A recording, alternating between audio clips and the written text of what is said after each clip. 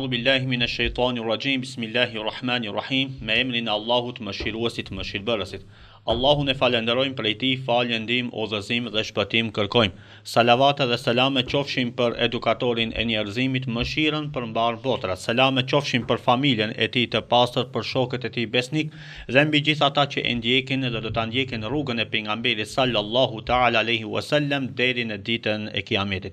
Të nderuar ju teleshikues të TV Muftinis dhe ndëgjues të Radio Vatit, jeni në valët 88.4 të Radio Vatit në emisionin fetar Këshilla e Xumas, që emetohet çdo të premte para namazit të xumas.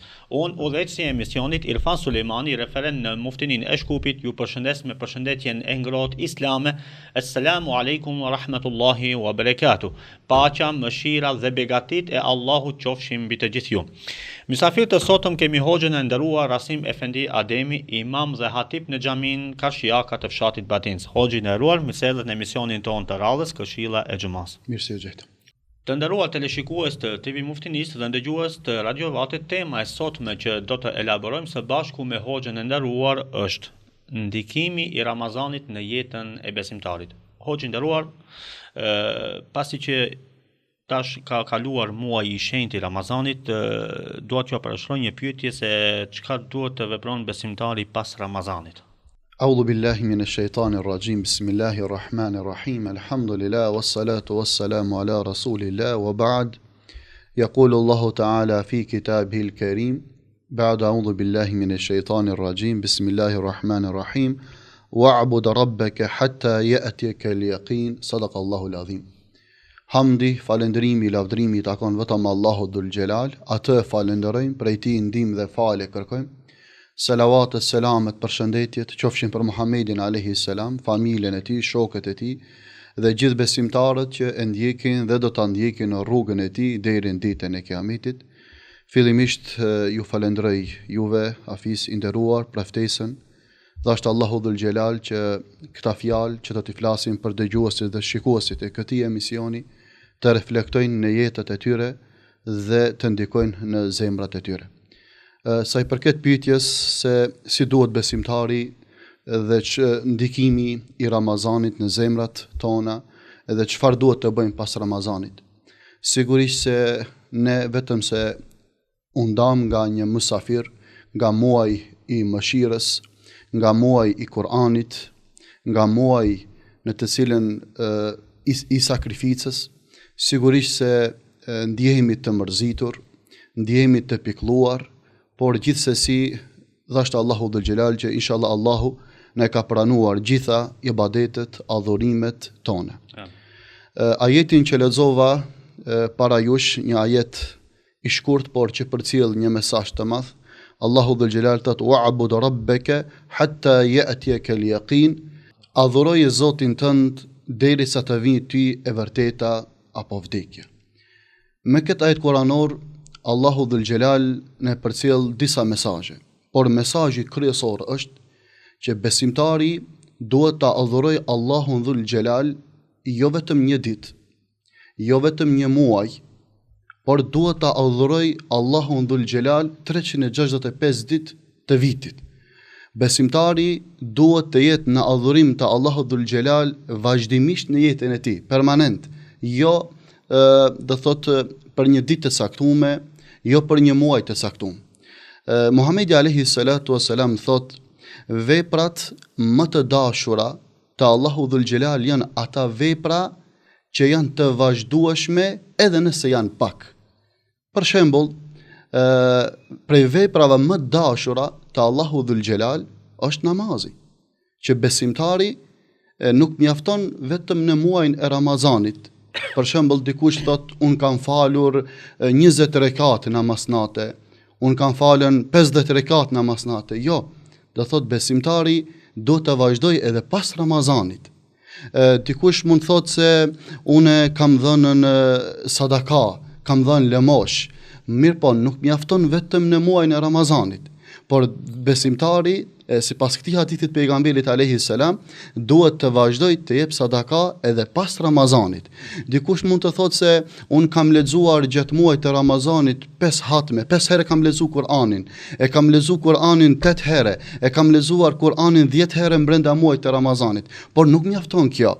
Duhet të vazhdojmë edhe muajt e tjerë. Do thot permanent dhe në vazhdimsi besimtari duhet jetë i përqendruar në ibadet, në adhurimin ndaj Allahut dhul xhelal. Prandaj pejgamberi alayhi salam na tha që veprat më dashura te Allahu dhul xhelal janë ata që janë të vazhdueshme, edhe nëse janë pak, por le të jenë të vazhdueshme. Po ashtu këtu e kemi edhe rastin që pejgamberi alayhi salatu wasalam na ka porositën me agjerimin e 6 ditëve të muajit Sheval, ku pejgamberi alayhi salam na thot se kush agjeron muajin e Ramazanit dhe atë e pason me 6 ditë të muajit Sheval, do thot shpërblimi i tij është sikur të ketë agjeruar tër vitin. Që unë ju bëj thirrje gjithë vëllezërve dhe motrave që të mos e neglizhojnë ose të mos e anashkalojnë këtë agjerim, të cilën çdo kush kena mundësi, do thot kur kemi agjeruar 29 ditë të muajit të Ramazanit ose 30 ditë të muajit të Ramazanit, kena mundësi që edhe 6 ditë të muajit Sheval të agjerojmë dhe më pas inshallah të arrijmë shpërblimin e Allahut dhul xhelal. Do t'ju ndërhi pak të 6 ditë të Ramazanit, është patjetër obligim për 6 ditë reshtazi, apo si duhet të veprojmë këtu me agjerimin, apo personat të cilët kanë borxh duhet ta kryejnë borxhin për sa? Ju falenderoj për pyetjen shumë me vende të qelluar. Fillimisht do thotë këta 6 ditë të muajit Sheval, agjerimi 6 ditëve të muajit Sheval, mund të agjerohet, do thotë pa ndërprerje, por mund të agjerohet edhe me ndërprerje. Do të thotë për 29 ditë ose 30 ditë sa mund të ketë muaji Sheval, do thotë me agjerue këto 6 ditë. Mund të agjerojmë do thotë hanë edhe tente, por mund të agjerojmë do thotë hiç pa ndërprerje këto 6 ditë të muajit Sheval. Gjithashtu do thotë ata të cilët kanë borxhe për shkaqe shëndetësore ose të ndryshme, s'kan pasur mundësi që të agjerojnë muajin e Ramazanit dhe ju kanë ngel ndonjë ditë borxh, do thotë ato mund të agjerojnë për shkak se ky shpërblim është vetëm në muajin Sheval, e pastaj mund edhe muaj tjerë, do thotë ata që ju kanë ngel borxh me vazhdu, ti mbajnë këto 6 ditë një herë e më pas inshallah të vazhdojnë me ditët të cilet ju kanë ngelur. Allah shpëloftë. Hoxhë nderuar, a mund t'i përmendni disa vepra që duhet t'i vepron besimtari pas muajit të shenjtë Ramazanit? Vepra ka të shumta që besimtari mund t'i veprojë pas muajit të Ramazanit, por fillimisht unë do të ndalem tek shtylla kryesore e Islamit, që thot pejgamberi alayhi salam, as-salatu imaduddin, namazi është shtylla e fesë. Namazi duhet besimtarit të ketë shumë kujdes, të mos e braktis namazin pas Ramazanit, por të vazhdoj të fal namazin edhe pas Ramazanit, për shkakun se ne jetojmë në një vend, me një shoqëri ku elhamdulillah gjatë muajit të Ramazanit xhamit janë të stërmbushura në çdo kohë të namazit. Mirë po me kalimin e Ramazanit fillojnë të shprasën, fillojnë të boshatisën xhamit dhe kjo na jep një sinjal se ndoshta besimtarët muslimanë falkën vetëm në muajin e Ramazanit. Jo, do thot puna më kryesore që besimtari duhet të mos e anashkaloj edhe pas Ramazanit është namazi, për shkakun se kemi 3 lloje ose 3 kategori të besimtarëve. Kategoria e parë e besimtarëve janë ata të cilët kanë qenë takua të devotshëm para Ramazanit, por në muajin e Ramazanit e kanë shtuar devotshmërinë e tyre, e ka shtuar adhurimin dhe këtë devotshmëri e vazhdon edhe pas Ramazanit. Kategoria e dytë janë njerëz të cilët kanë qenë të humbur para Ramazanit. Ndoshta ka falë në një namaz tek këtu, ka falën ditën e namazin e xumas, mirë po me ardhin e Ramazanit e kanë ndryshu, do thot, raportin me namazin, ka fillu të fale 5 kohë namazit, ka fillu leximin e Kur'anit, mirë po, do thot këto, nga një njeri i humbur, ka fillu, Ramazani ka qenë shkak që kanë ndiku në jetën e tij, edhe këta inshallah vazhdojnë edhe pas Ramazanit të mos ndalen. Mirë po, kategoria më e rrezikuar janë ata të cilët kanë qenë të humbur edhe para Ramazanit. Ka ardhur Ramazani. Do thot ata nuk kanë ndryshu asgjë në jetën e tyre. Asnjë ditë të Ramazanit nuk e ka agjëru. Asnjë namaz nuk e ka fal në Ramazan. Asnjë faqe të Kur'anit nuk e ka lexuar në Ramazan dhe vazhdon kalon Ramazani dhe ato vazhdojnë jetën e njëjtë. Prandaj kjo është kategoria më e rrezikuar. Do thot kategoria më e dashur që lut Allahun dhul xhelal që ne të jemi prej atyre të cilët do thot të devotshëm para Ramazanit, ta kishim shtuar inshallah devotshmërinë brenda Ramazanit dhe të vazhdojmë devotshmërinë, të vazhdojmë faljen e namazit, leximin e Kuranit dhe gjitha ibadetet e tjera të vazhdojmë edhe pas Ramazanit. Kjo do thotë është e para. E dyta, leximi i Kuranit. Të vazhdojmë të lexojmë Kur'anin edhe pas Ramazanit. Të vazhdojmë të jemi afër Kur'anit edhe pas Ramazanit. Do shte potencova dhe më lartë, do thot, nuk mjafton vetëm në muajin e Ramazanit unë lexoj Kur'an, vetëm në muajin e Ramazanit në shtëpinë time lexohet Kur'ani. Por pas Ramazanit, jo, do thot, besimtari duhet të jetë i lidhur me Kur'anin. Pse? Sepse Kur'ani është dritë në fytyrë. Ai njeri i cili është i lidhur me Kur'anin, Allahu dhul xhelal i jep dritë në fytyrë. I jep dritë në shtëpi. I jep dritë, do thot Kur'ani është dritë në shtëpi, Kur'ani është dritë në natën e varrit, Kur'ani është dritë në ditën e gjykimit dhe Kur'ani është dritë në urën e siratit. Që besimtari do thot duhet të vazhdoj. Nëse gjatë Ramazanit e kemi lexuar një herë komplet Kur'anin ose dy herë kemi bëhat ose tre herë, spaku pas Ramazanit mos na kaloj dita pa i lexuar minimumi 2 faqe Kur'an. Do thot mos kaloj dita e jon që neve të mos e prekim Kur'anin ose të mos jemi nga ata të cilët Kur'anin të vendosim në shtëpitë tona dhe 11 muaj të mbuloje pluhuri, edhe kur vjen Ramazani neve ta marrim ta lexojmë Kur'anin. Kjo është e dyta. E treta, sadakaja, lëmosha dhe bamirësia që duhet të vazhdoj edhe pas Ramazanit. Nuk mjafton që besimtari të ndihmoj ose të jetë bamirës ose të jetë human vetëm në muajin e Ramazanit. Thot pejgamberi alayhis salam, më i miri për jush është ai i cili është më i dobishëm. Apo më i miri për jush është ai i cili është më i dobishëm për të tjerët. Që nën kupton se me sadakan ton, me lëmoshën ton, mos t'i harrojmë jetimët, mos t'i harrojmë skamnorët, të varfërit.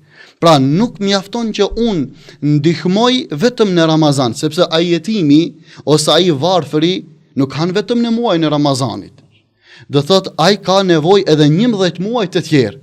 E pejgamberi alayhis salam tha, ai që përkujdeset për jetimin, apo boni me 2 shenja të gështrive, apo do të jetë kujshim me mu në xhennet. E në hadithin tjetër pejgamberi alayhis salam tha, do thot kush e lëmon e përgdhel kokën e jetimit, aq sa kime floku ka jetimi në kokën e tij, aq shpërblime ka. Që nën kupton që nuk mjafton ose nuk duhet të jetë përgdhelja ose ndihma ose përkraja ose lëmosha ose bamirësia vetëm në muajin e Ramazanit, por duhet të jetë do thot e vazhdueshme. Dhe prej veprave tjera është edhe ruajtja nga gjunahat, ruajtja nga mëkatet. Nëse jemi mësu gjatë muajit të Ramazanit ta jetojmë jetën pa gjunahe, shpesh herë ndoshta brenda ditës na bjen mundësia me fol diçka, na jepet mundësia me vepru diçka, dhe çfarë themi ne? E jo se jam agjërueshëm. E jo se jam me Ramazan.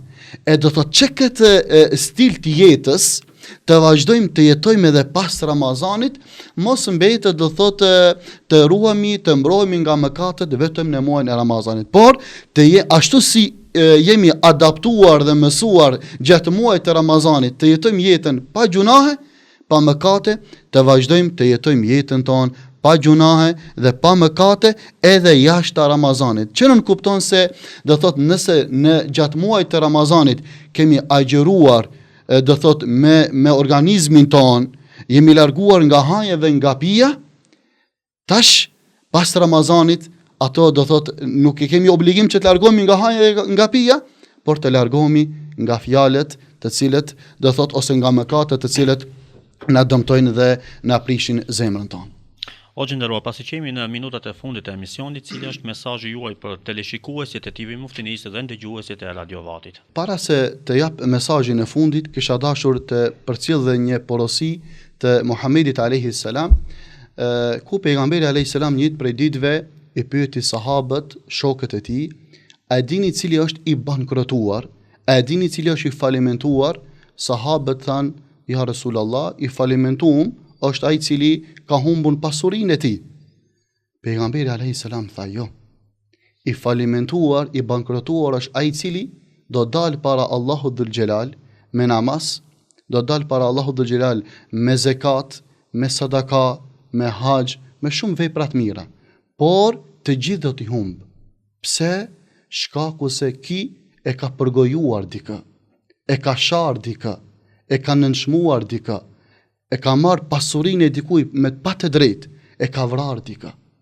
Shif, do thot besimtari, ani pse kaloi Ramazani, ti ke agjëru Ramazan 29 ditë ose 30 ditë, i kam falë 29 teravija, kam dhënë zekat 500 euro, 1000 euro, kam dhënë sadaka kaq e kaq, krejt këto, por nëse neve nuk e ruajmë gjuhën tonë, nëse neve nuk ruhemi nga haku i huaj, nëse neve përgojojmë dhe shajmë dhe nënshmojmë të tjerët, kena mundësi që ta humbna krejt shpërblimet e Ramazanit. Prandaj, mesazhi im i fundit është të ruajmë shpërblimet e Ramazanit, ta ruajmë sevapin e Ramazanit.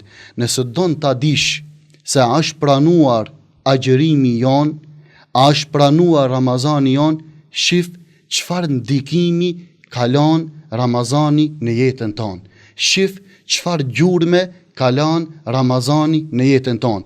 Nëse neve jemi të njëjtë ata para Ramazanit edhe jemi të njëjtë edhe pas Ramazanit, vallahi duhet ta korrigjojmë veten tonë sepse nuk i kemi punët mirë. Por uroj dhe shpresoj që Ramazani që kaloi të ketë lënë gjurmë pozitive në jetën tonë, në zemrat tona, në shtëpitë tona, në familjet tona. Lutë Allahun dhul xhelal që inshallah gjitha ibadetet, adhurimet tona që i kemi bërë gjatë muajit të Ramazanit dhe do vazhdojmë inshallah edhe muaj tjerë, Allahu të na e pranon inshallah. O gjënderuar, Allah ju shpëleft për elaborimin e temës dhe shpresojmë që këshillat e juaja kanë qenë të dobishme për teleshikuesit e TV Muftinisë dhe ndëgjuesit e Radio Vatit. Të nderuar ju teleshikues të TV Muftinisë dhe ndëgjues të Radio Vatit, këtu është fundi i këtij emisioni ku mysafir kishim hoxhën e nderuar Asim Efendi Ademi. Deri në emisionin e radhës, mirëmbëjtje, Allahu na pranoft gjitha lutjet dhe ibadetet. Assalamu alaikum wa rahmatullahi wa barakatuh.